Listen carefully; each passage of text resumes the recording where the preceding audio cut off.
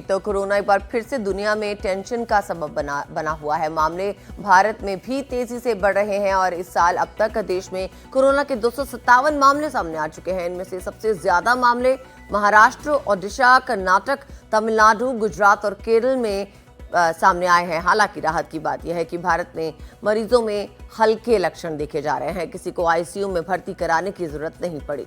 विश्व स्वास्थ्य संगठन ने मई 2023 में ही कोरोना महामारी के खत्म होने की घोषणा कर दी थी, लेकिन अब फिर से एक बार एशिया में खास करके सिंगापुर, हांगकांग, थाईलैंड और भारत में अब ये मामले जो हैं बढ़ते हुए नजर आ रहे हैं। हमारे संवाददाता पल्लव इस खबर पे हमारे साथ जुड़ गए हैं। पल्लव, बताइए आप कहाँ पर हैं और इस वक्त कोविड का जो ये संक्रमण है किस तरह से फैल रहा है, क्या गवर्नमेंट की तरफ से डायरेक्शंस है, किस तरह से इसे रोकथाम करनी चाहिए?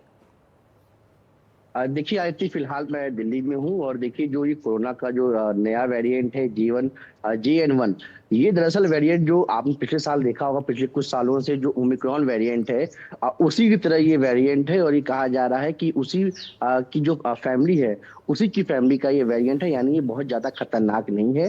लेकिन हाँ, इसमें कोई दो राय नहीं है कि इस प्रकार से सिंगापुर और हांगकांग और चीन के कुछ हिस्सों में कोरोना के मामले बढ़े हैं। ऐसे में जो भारत सरकार है, जो मिनिस्ट्री ऑफ हेल्थ है, उसने इस बीमारी को लेकर जो है तमाम जो राज्य हैं, केंद्र शासित प्रदेश हैं, वहां पर जो है अलर्ट रहने को कहा है। और इसी को लेकर लगातार जो बैठकों का दौर है वो जारी है। पिछले हफ्ते ही हम आपको बताएं, खासकर मंडे को जो है जो डायरेक्टर जनरल हेल्थ सर्विस हैं मिनिस्ट्री ऑफ हेल्थ में, उन्होंने सभी जो एजेंसियां हैं यानी जो इससे संबंधित जो इसको लेकर काम करती, क्योंकि NCDC जो इसकी नोडल एजेंसी है, उसके अलावा और ICMR, EMR और डिजास्टर मैनेजमेंट सेल, उसके साथ और जो सेंट्रल हॉस्पिटल्स की जो विशेषज्ञ हैं उसके साथ बाकायदा बैठक की। और बैठक करने के बाद तमाम स्थितियों के बारे में चर्चा की।